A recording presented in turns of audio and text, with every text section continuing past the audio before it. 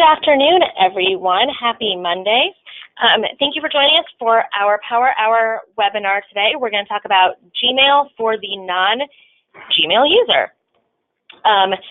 You've got me, Lisa Evans, with you here today. I'm going to be walking you through kind of some tips and tricks to making sure you can either get started using Gmail or at least the easiest way to be monitoring it. If you have any questions, let me know. So everyone right now is muted, and that's just so we can cut down on background noise. So if you want to ask a question, use the questions panel that is kind of in your menu on the right, and you can type in a question there. Those questions only go to me, and then I'll address it either to the group if needed or back to you privately. You can also use the raise hand function, and that you can use just sort of like as a heads up, maybe you're typing a question or kind of alerts me that, hey, pause, we might need to go over something again, so you can use that as well. So let's talk a little bit about your Tucker Gmail first. So I guess it was, I want to say last year, but it was a little bit longer ago than that, we switched over to Gmail hosting our Tucker email, and when we did that, we also standardized email addresses. So for example, before I had lissa@talktotucker.com, and now my new standardized Tucker email address is lissa.evans@talktotucker.com. We also gave everyone a Tucker email address, which is super convenient for other Tucker users, but I understand that not everyone wants to use that email address. So we're going to talk about how you can be keeping an eye on it today.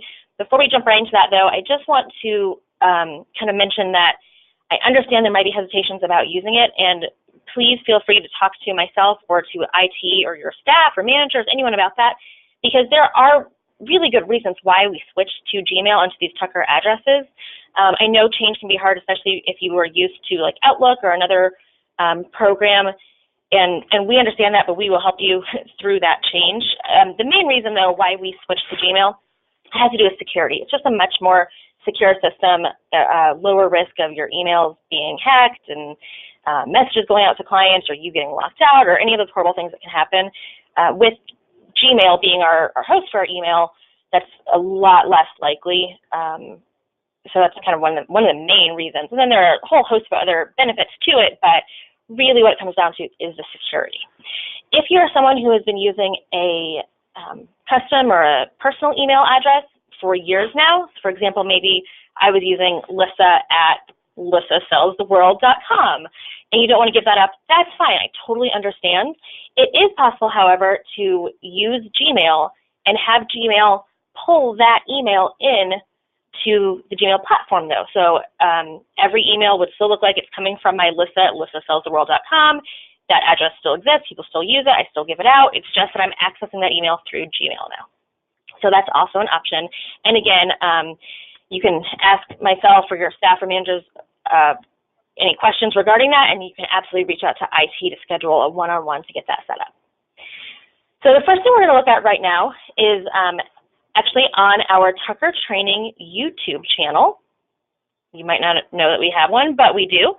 And if you go to our channel, under playlists, we have a section about basically what we're going to talk to you today, about moving your email and contacts from another platform into Gmail.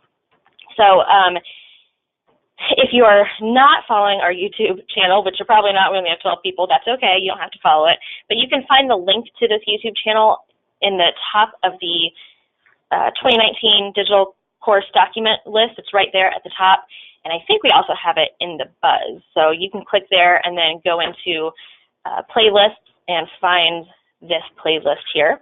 The two videos you're going to see here that I really encourage you to check out are migrating from Gmail to G Suite. So if you are someone who was already using a personal Gmail address, so if I had lissaevans@gmail.com, I can keep using that. I'm already familiar with Gmail. That's great. However, what you actually want to do is migrate that personal Gmail onto the Tucker Gmail platform, just because, again, all those other benefits, such as unlimited storage for your email and your Google Drive, all of those are available through your Tucker account, not that personal one. You get tons of storage with your personal, but it is limited. It does have a limit.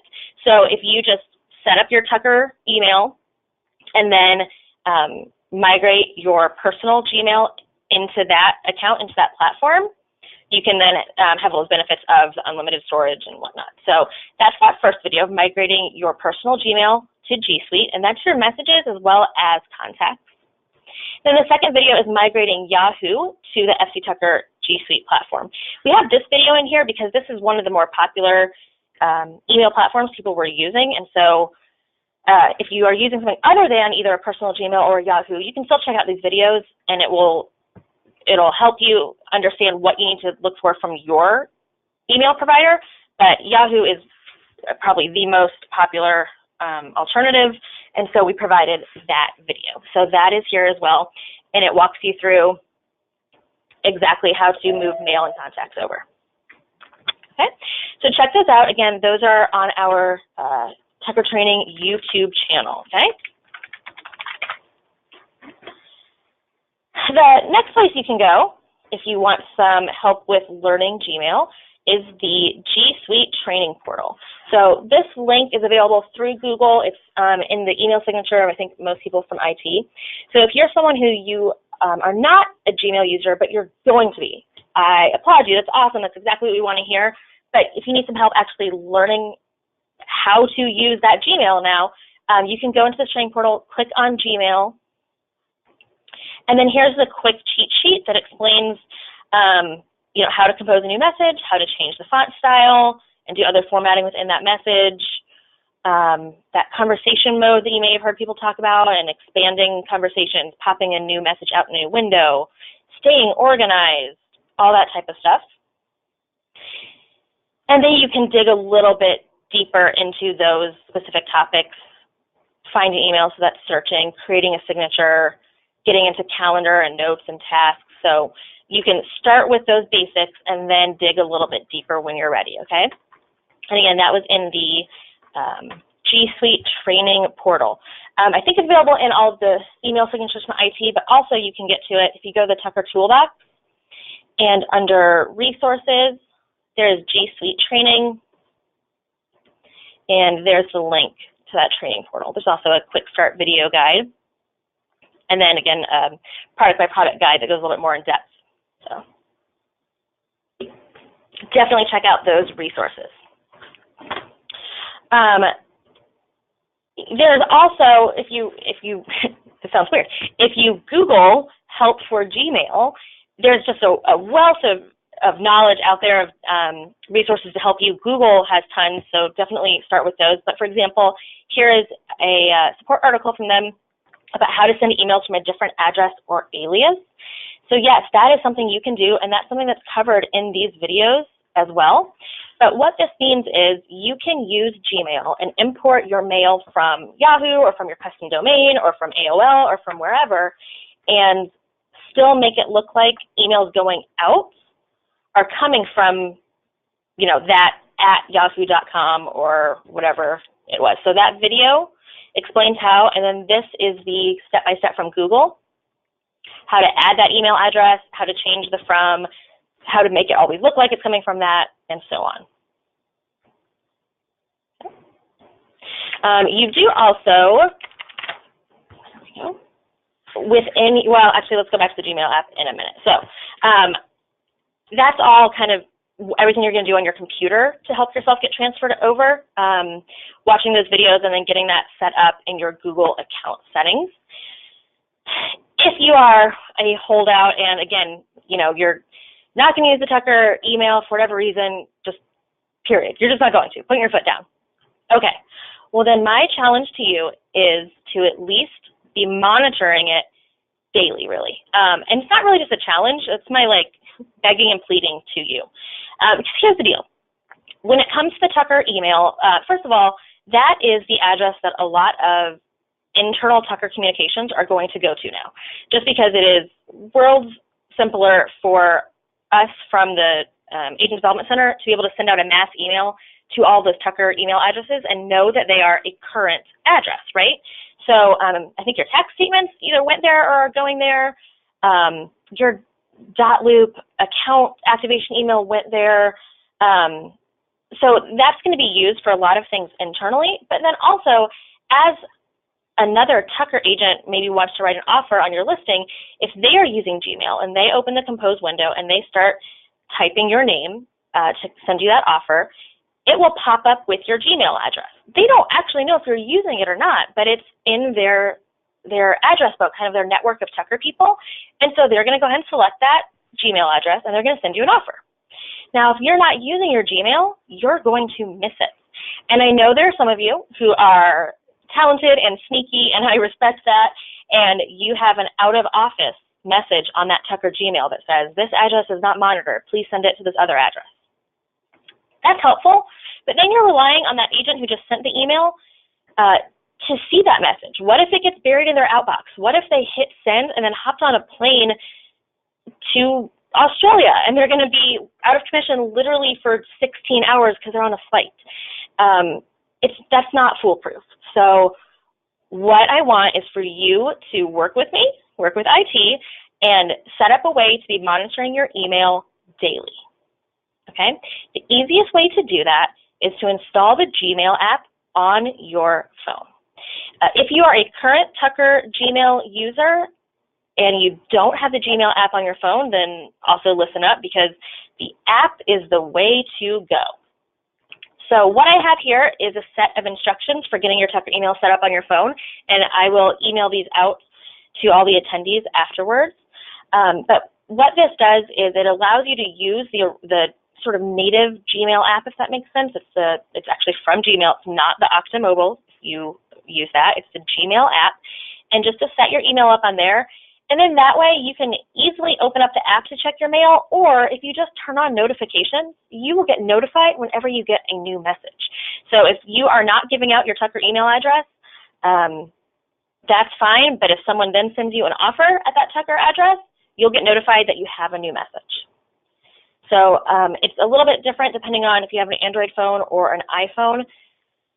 For Android users, you'll open the Gmail app that's already on your phone and add a new account, and you're going to add a Google account. You're going to put in your Tucker email address. You can follow the rest of the instructions here because I'll send those out. And poof, you're done. It really is that easy. You do have the option to create a work profile, which I highly recommend. It creates separate icons for apps that are under that @TalkToTucker email address. So I have a personal email, Gmail email myself, and on my phone, I have the Gmail app icon that takes me to my personal, and then I actually have a separate Gmail app icon that has a little picture of a briefcase in the corner, and that's my work profile, and that's what takes me to my work email. So it lets me keep my life a little bit separate when needed, and keeps me a little bit more organized. So I highly recommend you do that. And then if you have an iPhone, you may not have the Gmail app downloaded already, so make sure you do that first. And then pretty similar, you're going to add a new account, add your Tucker account. And you can see the rest of the instructions here, and again, I'll send these out.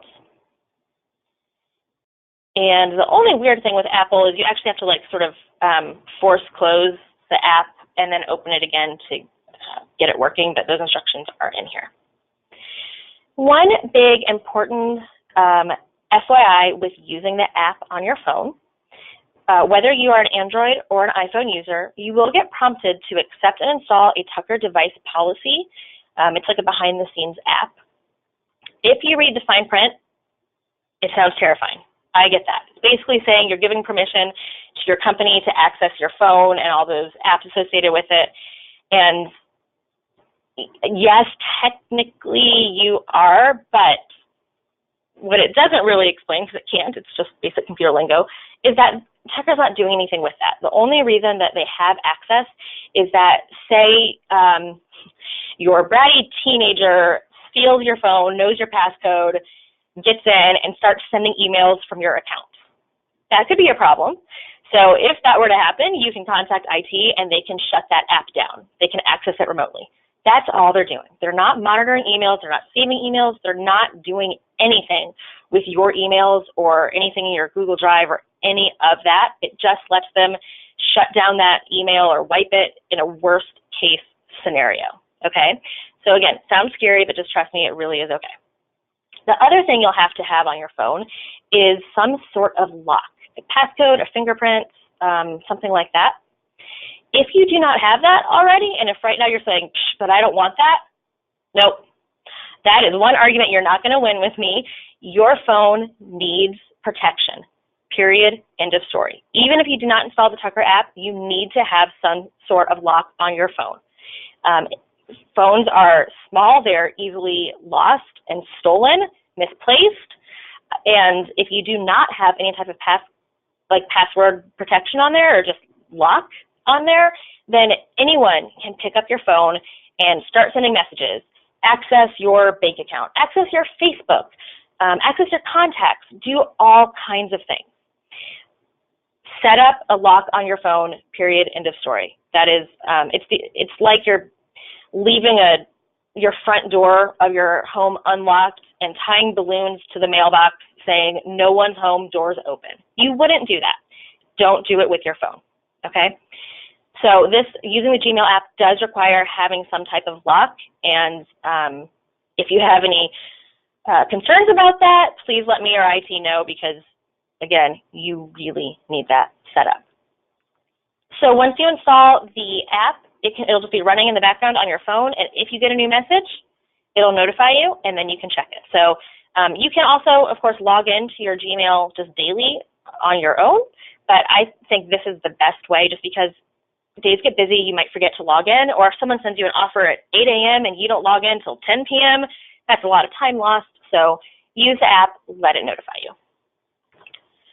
So speaking of the app and kind of other email accounts, so we talked briefly earlier about how you can import email from other platforms into Gmail, and that video in our YouTube channel helps you do that. You can also do the same thing in your app, though. So if you're one of the people where you don't like having to open multiple apps to manage multiple emails, I get that. So you can use the Gmail app and import your Hotmail, your Yahoo, your whatever, and those will feed into your Gmail app on your phone. And then if you want to keep using yahoo.com on your computer because you feel more comfortable with it, you can. But as far as checking on your phone, you're only going to one place. But really, again, the best thing to do is to also use Gmail on your computer and have your emails feeding into that. Okay. So again, just to highlight Gmail for the non-Gmail user, we do want you to be using your Gmail, but if you're not going to use it, bare minimum, we need you to be checking it daily. And the easiest way to do that is by installing the app on your phone, and again, I'll send these instructions out.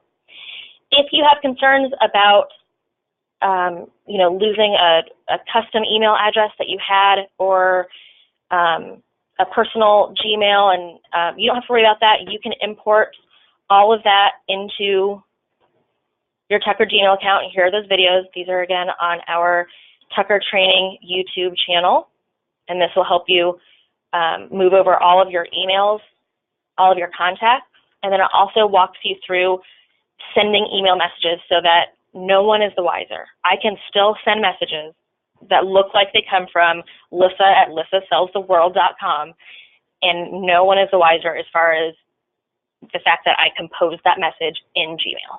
Okay, I can still give out that email. People can still send me messages there. They will know nothing different. So that video will help you with that, and here's a Gmail help article about it as well. And then once you're ready to start using Gmail, we have the G Suite training portal, and that is available through the Tucker Toolbox, or the email signatures from IT, I believe, have it linked. But this will walk you through, here's that Gmail cheat sheet, and then you can dig in a little bit deeper from there by clicking Learn More About Gmail here. And there are all types of these help guides and videos out there. So use these, but number one, bare minimum, get that app installed on your phone, okay? So if you guys have any questions, go ahead and send them my way. In your panel that says questions, or if you have questions later that you think of, you can let me know. And if you're ready, we would love for you to go ahead and reach out to our IT department by emailing support@talktotucker.com and scheduling a one-on-one to have them maybe help you transfer your other email that you're using into Gmail so that you can just start using Gmail, the Gmail platform that is, for everything. So if you need help with that, please reach out to IT. They are more than happy to do that.